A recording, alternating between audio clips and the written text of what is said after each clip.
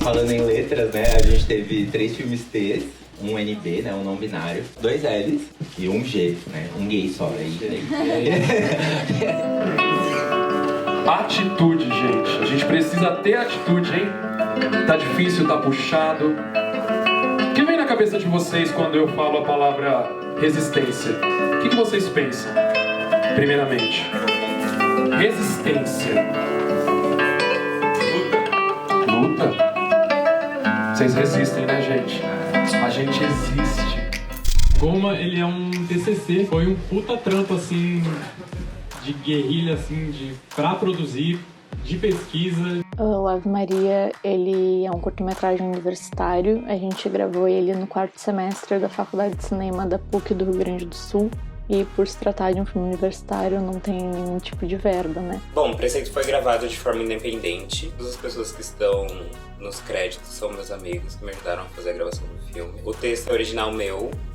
E eu escrevi Preceito na intenção de ser um filme sobre memórias, principalmente memórias afetivas, com a ideia de ensinamento. De mãe para filha, mas não necessariamente dessa forma. Por ser na pandemia, tivemos que sempre ficar usando máscara, não ter muito contato, mas apesar das dificuldades, a gente sempre se manteve muito bem unido. E eu acho que é isso que é o audiovisual. É muito da união, é muito do amor. E você tem que ter amor para fazer um filme.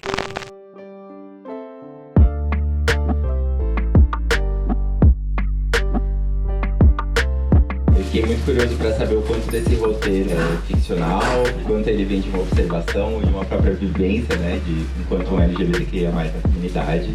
Tudo ali é roteirizado, o filme inteiro. Acho que teve uns 15 tratamentos de roteiro, antes de chegar no roteiro final.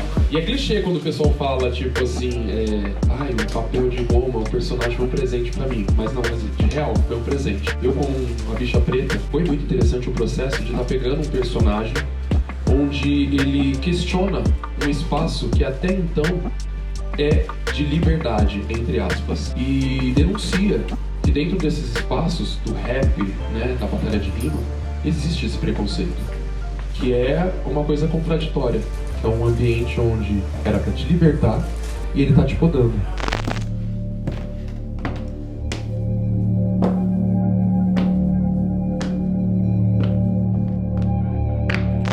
Todas as nossas gerações, assim, em algum momento a gente tinha que se fortalecer em alguma coisa para além do real. Então, eu acho que a ritualística queer, ela vem de sempre. Por exemplo, a gente teve 2 pessoas trans que enviaram seus filmes e elas têm essa religião de matriz africana, porque é onde elas se sentem, enfim, acolhidas e tal, né? As partes mais importantes pra mim foram gravadas dentro do terreiro Estrela da Paz, que a gente gravou debaixo de uma árvore.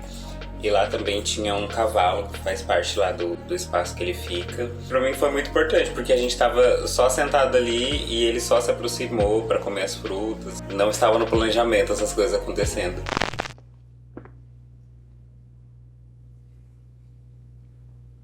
Não é pecado se o vinho tá abençoado. Fica aquela coisa sufocada, aquele amor, aquela vontade sufocada dentro, né? E a ideia da religião em cima. Eu ia falar sobre essa coisa de um amor que era proibido, mas que mesmo assim rendia frutos e flores e se via livre de um ambiente, enfim, retrógrado e que prendesse esse amor LGBT, né? A libertação delas é sair do convento, né? Tipo, é o caminho inverso das nossas outras histórias, assim. Tipo, o filme não parece também uma negação dessa espiritualidade. Não, é uma exploração em outras vias, assim, abrir outros caminhos. Eu tava pensando na curadoria enquanto uma coisa coesa, assim, e essa questão da espiritualidade, dos elementos sobrenaturais, os mitos, as religiões.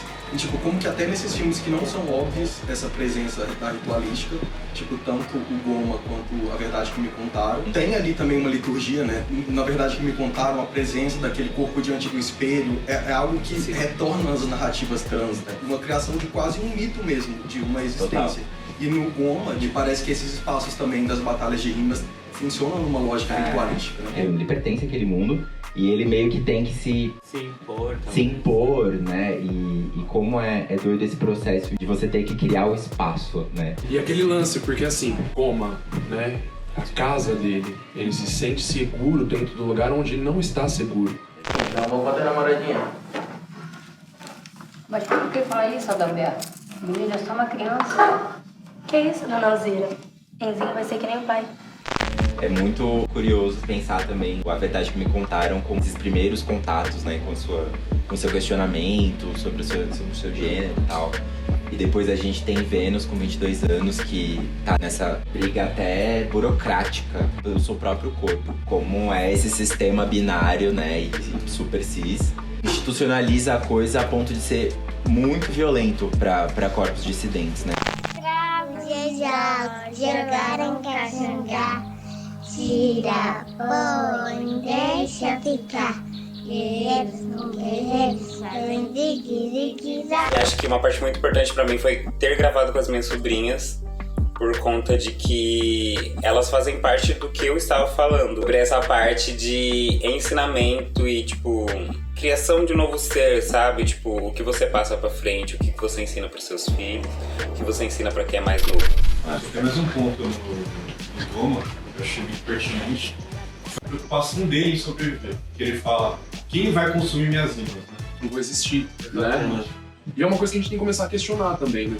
Todos os espaços, não só os espaços, por exemplo, religiões, não. Às vezes a sua galera da militância também é tóxica com você. Exatamente. E você fica com medo de questionar. Fico muito feliz que o Ave Maria está sendo compartilhado com mais pessoas. Ela pode ter dor, assim, mas ela também é muito bonita, porque a gente tá vendo ali uma pessoa que tá se permitindo, né? Permitir quando tu é uma pessoa LGBT é um sinal de resistência e de luta. Tô querendo me soltar e me livrar do seu porrete de cara a cara com o ditador.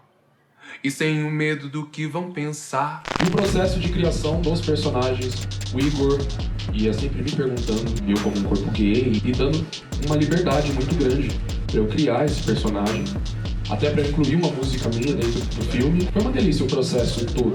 Filme de guerrilha, a galera da periferia, e foi selecionado por uma categoria nova em Cannes. É legal. E a gente continua querendo mostrar Goma para mais e mais pessoas. Assim como o Ivan foi significativo pro Kid, o cinema LGBT é significativo pra gente, sabe? Por exemplo, uma pessoa mais nova que tá se encontrando, assistir um filme como A Verdade Que Me Contaram, ela já sente uma identificação ali, sabe? Eu sou dos anos 90 e eu fui assombrado pelo cinema AIDS. Todo filme com temática, geralmente temática gay, eles morriam. Se tivesse um personagem gay, ou ele era cômico, pra ser um personagem parece que fora daquela sociedade, ou ele tinha que morrer. E quem determinava isso eram os diretores héteros, né, os roteiristas e tal. E eu acho que nós, como gays, acreditamos, né? Chegou um ponto na história de ouvir sempre isso. Eu acho que a gente acreditou que realmente a gente estava fadado. Que são curtas idealizadas por estudantes, escolas, lugares assim que até o momento não tinha esse tipo de discurso. Quando tinha isso, era levado como chacota. Eu achei interessante saber que estão discutindo tudo isso hoje em dia. O Enzo, ele tá inserido no contexto de identidade de gênero, né, no que passam para ele, no que a sociedade quer que ele seja e no que ele é. Foi muito importante para mim, principalmente porque é uma equipe formada por jovens que geralmente não teriam acesso a esse tipo de oportunidade, a esse tipo de contato mais direto com a arte cinematográfica. O Morador de Juntos, ele vai nessa linha, só que de outro jeito. Ele como gênero, né? Então, como um filme gay de terror, vamos construir referências em outros espaços mesmo. A gente é meio esses nativos digitais, então acho que hoje a gente já tem uma responsabilidade de apreender muito mais o mundo.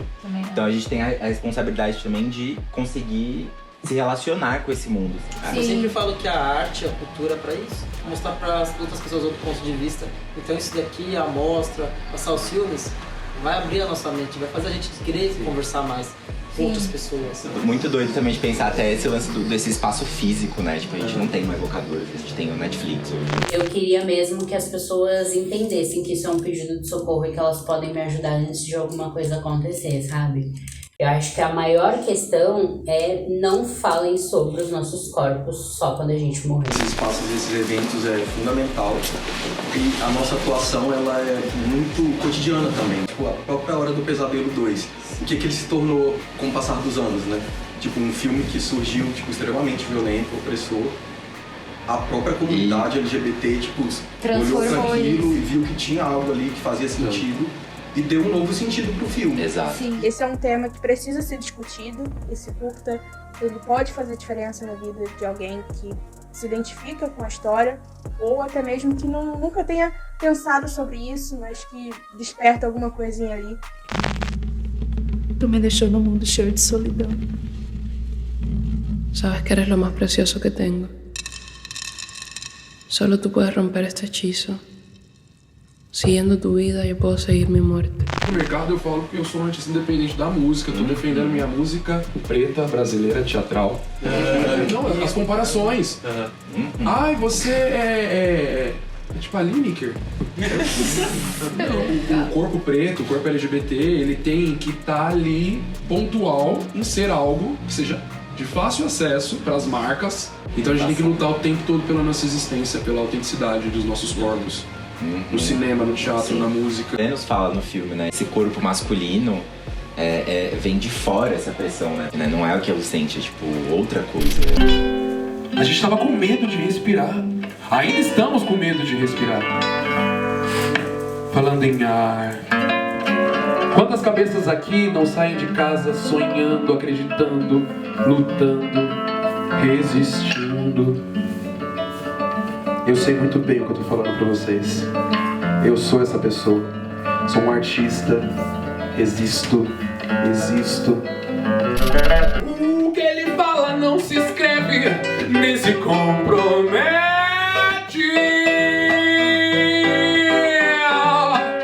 Mal pagador de promessas, negociando até com o santo. Disse que arrumava o Brasil, não arrumou. Disse que aceitou a Jesus, não aceitou. Disse que não ia meter o louco, mas meteu. Acho que aqui a gente tá falando a mesma língua, todo mundo, né? Quando você começou a falar, tipo, tô montando isso aqui com a galera, sem patrocínio. A gente sabe como que, assim, a vontade tá dentro da gente, muito forte. Eu falo a mesma língua que vocês, cinema, teatro, música. Isso aqui é a gente. Isso aqui Me leve com você pro seu sonho mais louco. Quero ver seu corpo, ai que delícia, minha gente. Livre, leve, solto. Bate triste, a gente às vezes sente, sofre, cansa.